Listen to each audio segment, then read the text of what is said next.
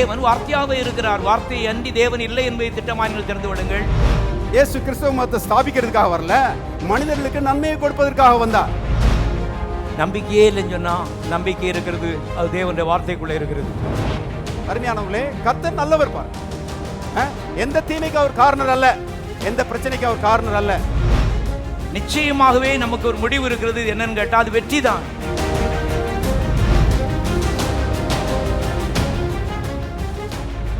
வேதத்திலே சில சம்பவங்களை, தேவதூதர்களை பற்றி நாம் பார்க்கிறோம்.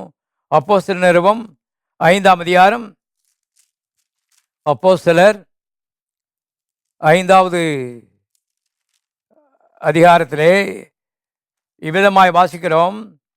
அப்பொழுது பிரதான ஆசாரியனும் அவனோட கூட இருந்த சதுசேய சமயத்தாரும் எழும்பி பொறாமையினால் நிறைந்து அப்போஸ்தலரை பிடித்து பொதுவான சிறைச்சாலையிலே வைத்தார்கள். கர்த்தருடைய தூதன் ராத்திரியிலே சிறைச்சாலையின் கதவுகளை திறந்து, கர்த்தருடைய தூதனுக்கு நம்ம சிறைச்சாலை கதவுகளை திறக்கிறது ரொம்ப லேசு. இந்த பூட்டெல்லாம் பார்த்தவொடனே திறந்துடும், வந்தவுடனே திறந்துடும். ஆச்சரியமான காரியங்கள். நம்புங்கள், இதெல்லாம் ஆவி உலகத்தில் நம்மை காட்டிலும் வல்லமையான சக்திகள் இருக்கிறது. தேவதூதர்கள் என்பவர்கள் மகா வல்லமையானவர்கள். பாருங்கள், எத்தனை போட்டு பூட்டினாலும் எனக்கு தெரியாது.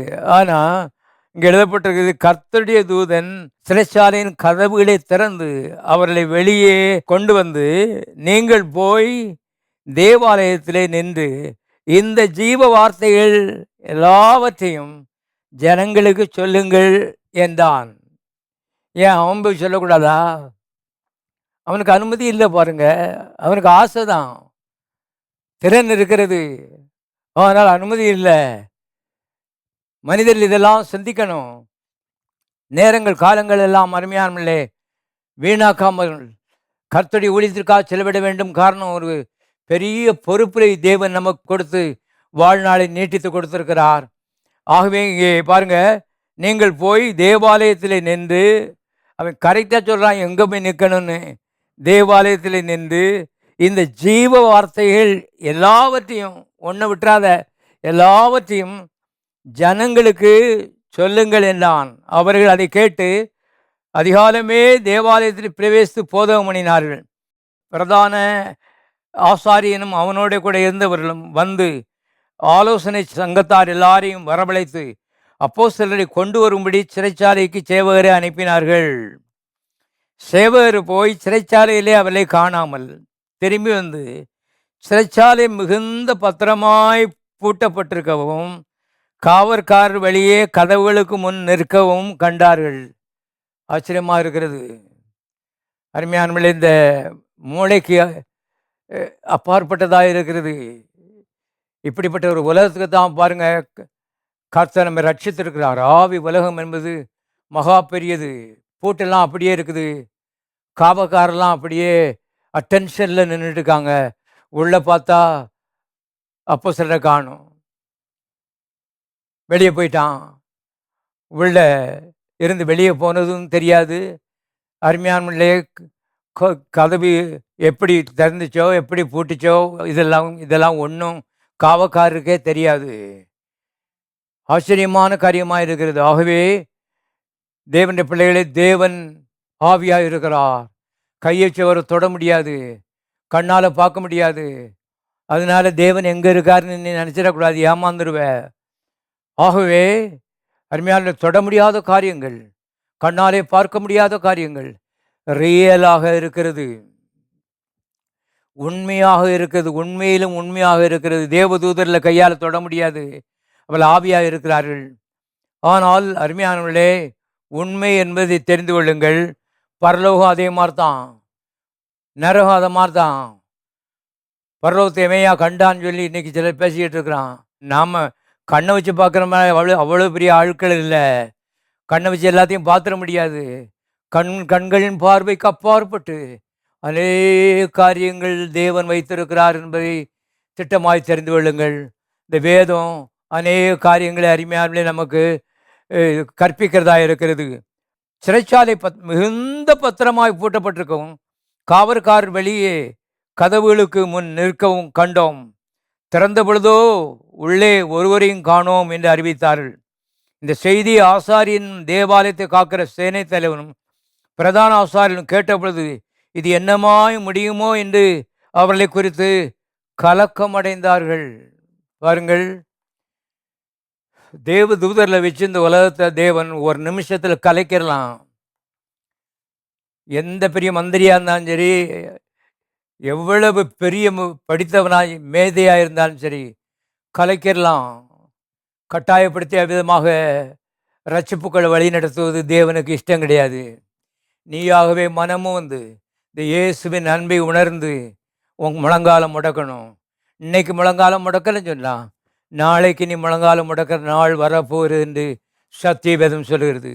என்றால் வேதம் திட்டமாய் சொல்லுகிறது, முழங்கால் யாவும் எனக்கு முன்பாக முடங்கும், நாவுகள் யாவும் இயேசுவே ஆண்டவர் என்று அறிக்கை பண்ணும் என்று வேதத்தில் திட்டமாய் நாம் பார்க்கிறோம்.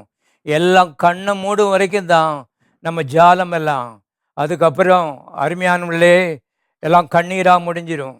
ஆகவே முன்கூட்டியே நாங்கள் எச்சரிப்பு கொடுக்குறோம். உங்களுடைய நல்ல எதிர்காலத்துக்காக நாங்கள் பிரயாசம் எடுக்கிறோம். இயேசு நல்லவர். இயேசு உங்கள் தகப்பனை காட்டிலும் உங்கள் தாயை காட்டிலும் நல்லவர். யாரும் உங்களுக்காக விதமான கிரயத்தை கொடுக்கவில்லை.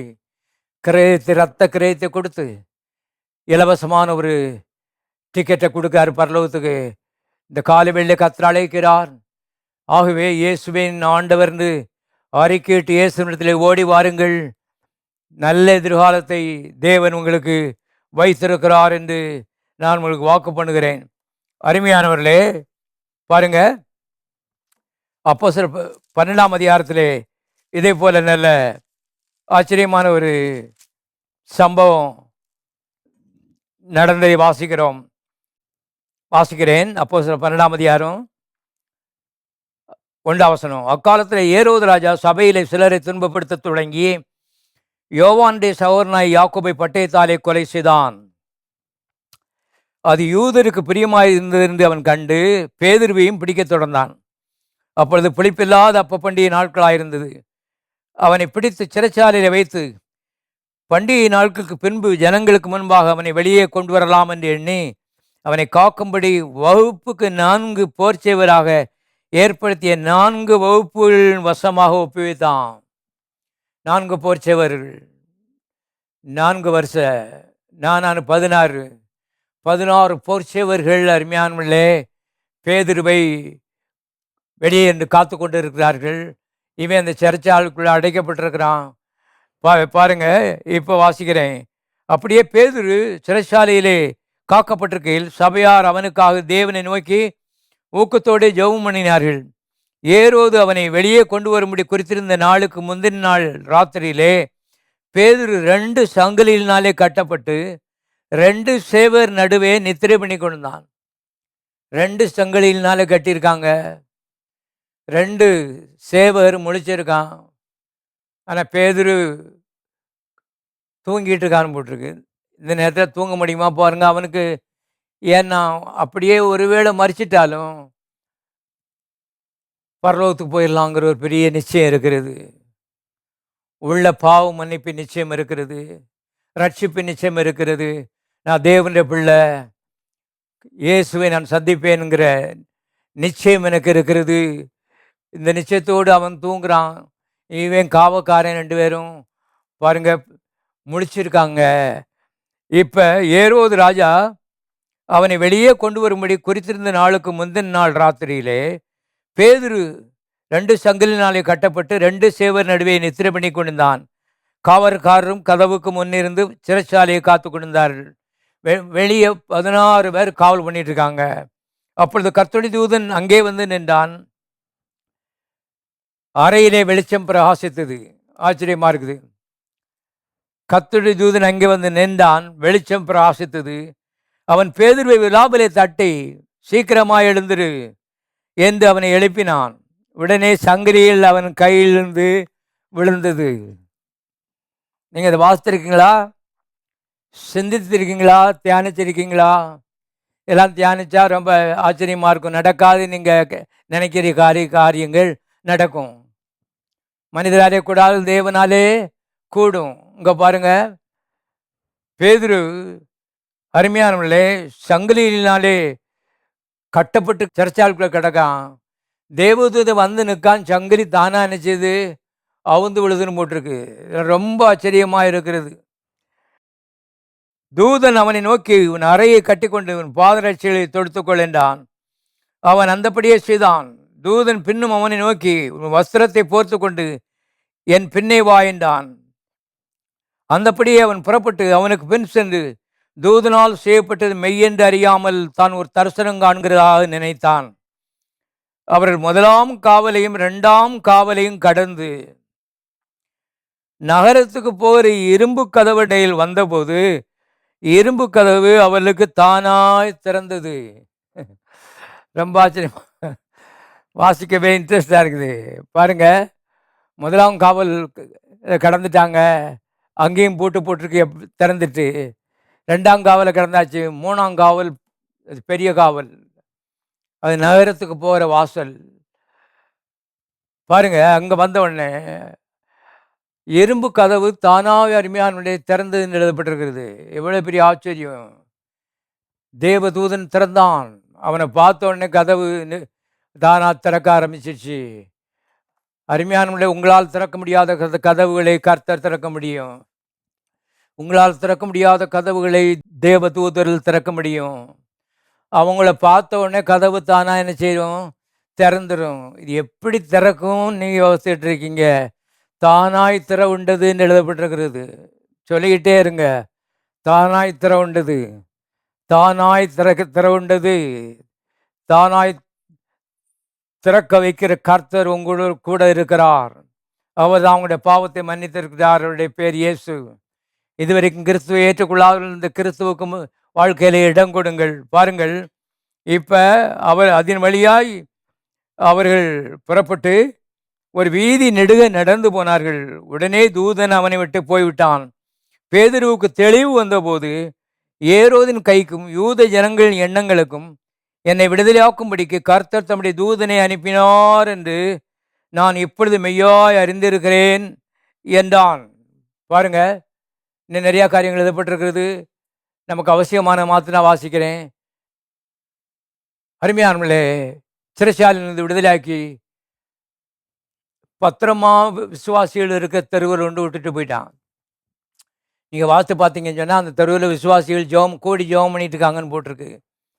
பாருங்க, அருமையானவர்களே, ஆகவே தேவன் உங்களுடைய ஜெபத்தை கேட்கிறவராக இருக்கிறார். எங்கே இருந்து ஜெபிக்கிறீர்கள் என்பது அவருக்கு தெரியும். என்ன ஜெபிக்கிறீர்கள் என்பது அவருக்கு தெரியும். எப்படி பதில் கொடுக்க வேண்டும் என்பது அவருக்கு தெரியும். இது எப்படி நடக்கும் என்று நீங்கள் போட்டு குழம்பாதிருங்கள். ஜெபத்திற்கு பதில் கொடுப்பது கர்த்தர். ஜெபிக்க வேண்டியது மாத்திரம் உங்களுடைய கடமை. விசுவாசத்தோடு ஜெபியுங்கள்.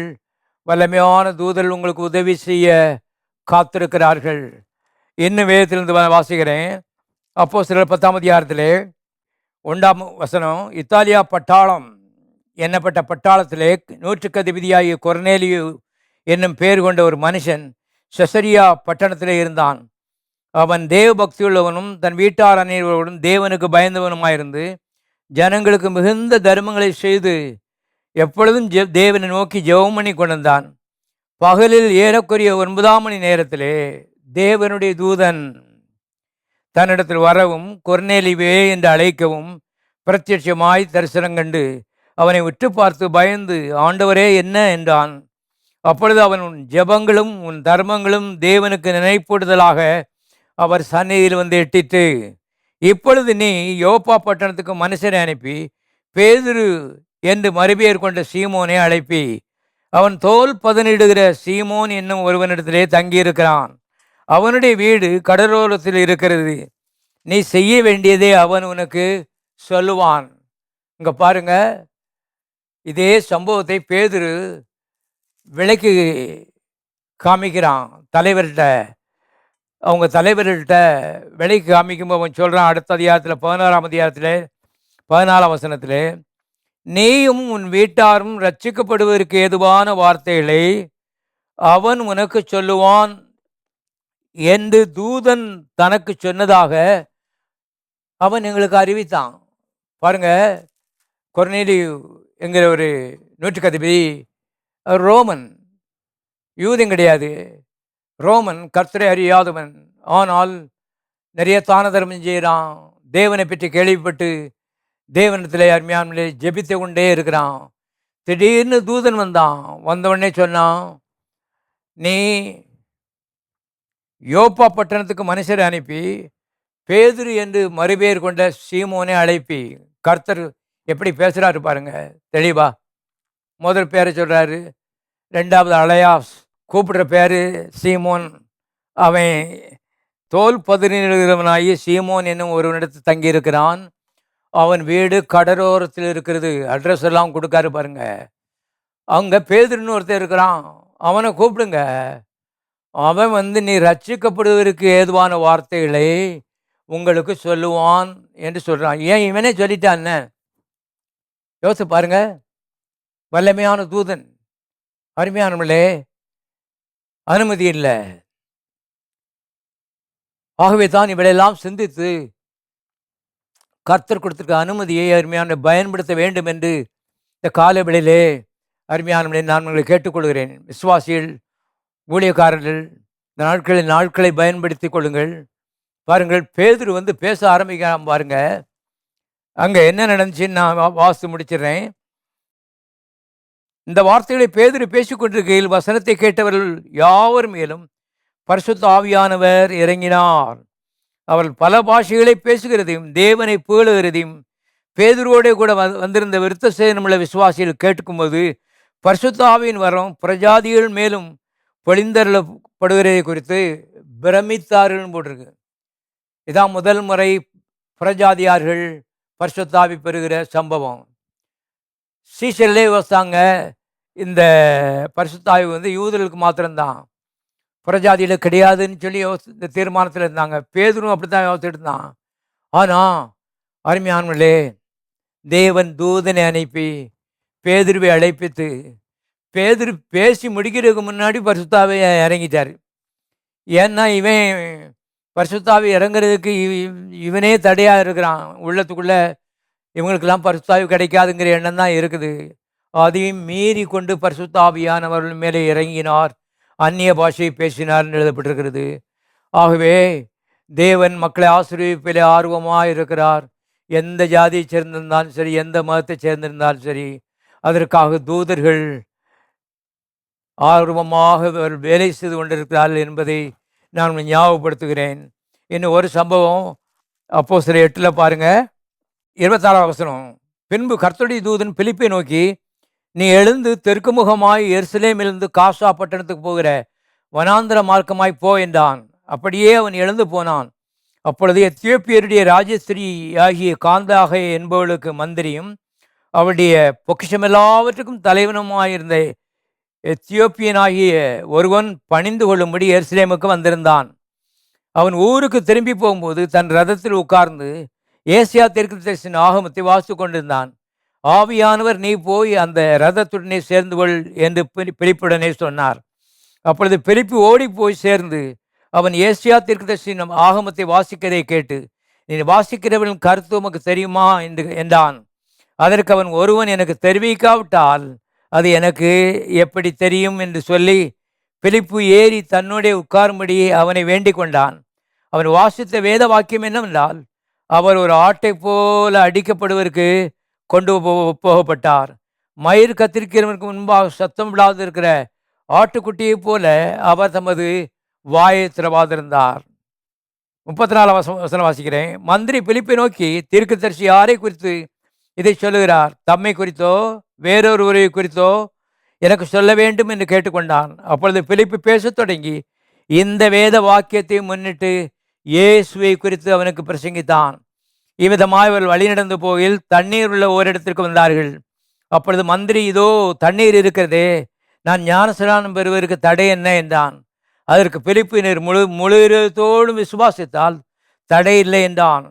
அப்பொழுது அவன், இயேசு கிறிஸ்துவை நான் தேவனுடைய குமாரன் விசுவாசிக்கிறேன் என்று சொல்லி ரதத்தை நிறுத்த சொன்னான்.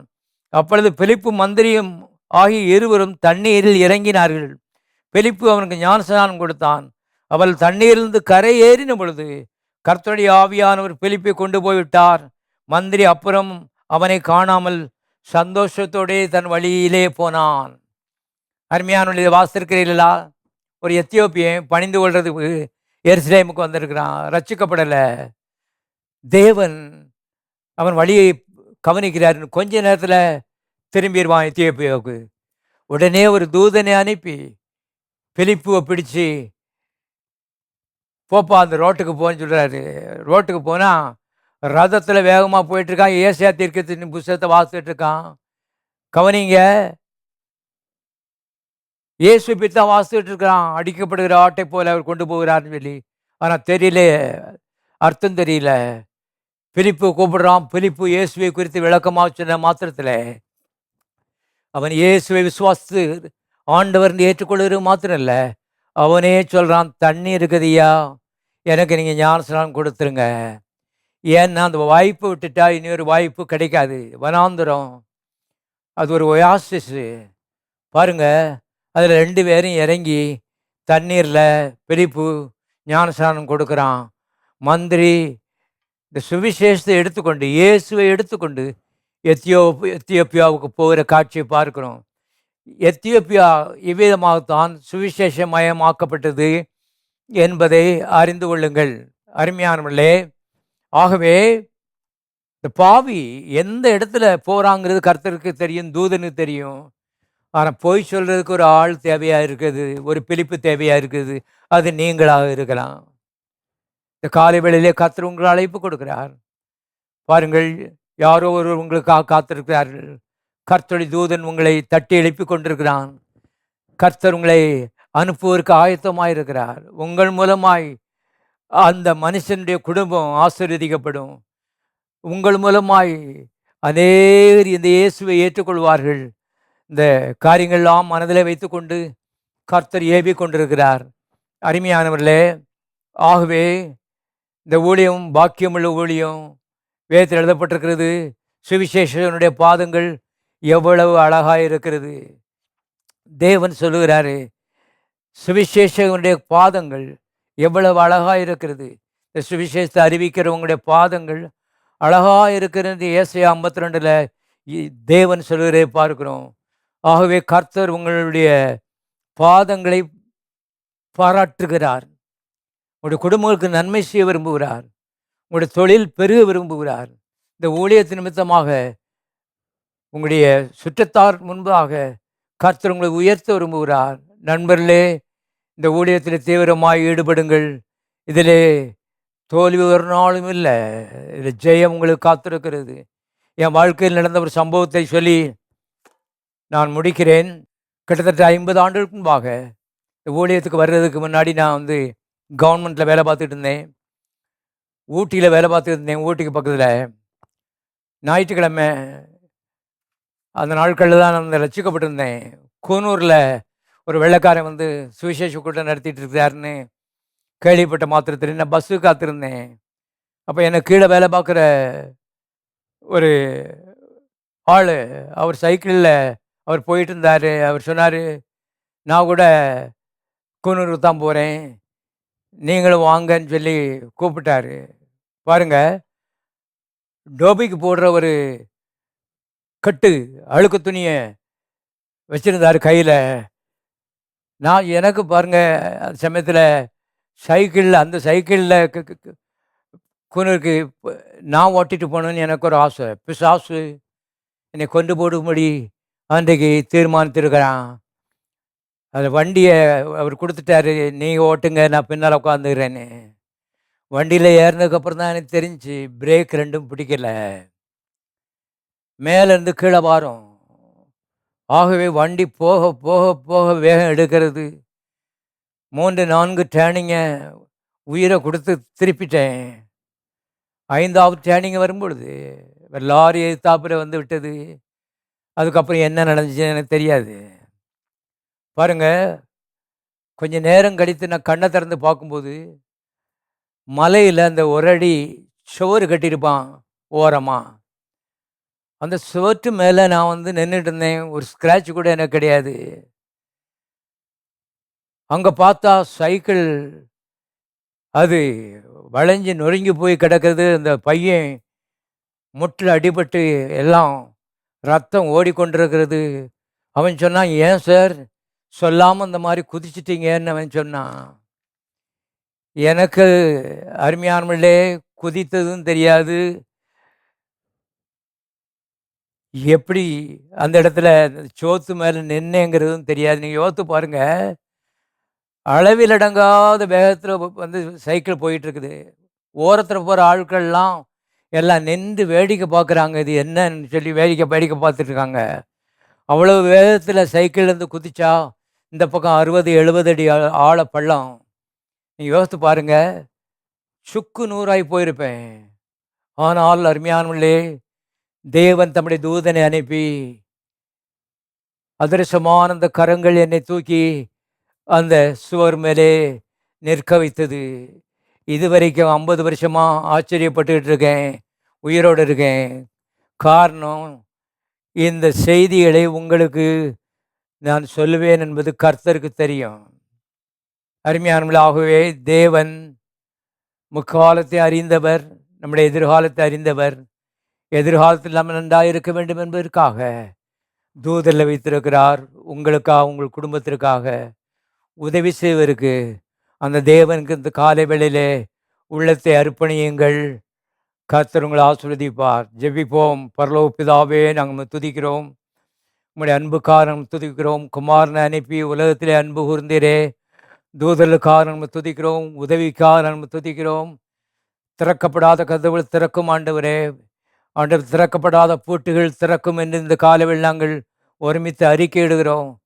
குடும்பங்களில் திறக்கப்படாத காரியங்கள் திறப்பதாக, அற்புதங்கள் நடப்பதாக, நடக்காத காரியங்கள் நடப்பதாக, இயேசுவின் நாமத்தினாலே திருப்பங்கள் உண்டாவதாக. ஆச்சரியமான காரியங்களை செய்து நாமத்தை மகிமைப்படுத்த வேண்டும் என்று இயேசுவின் மூலமாக நாங்கள் ஜெபிக்கிறோம். அப்படி செய்தீர், உமக்கு நன்றி. இயேசுவின் நாமத்தில் பிதாவே.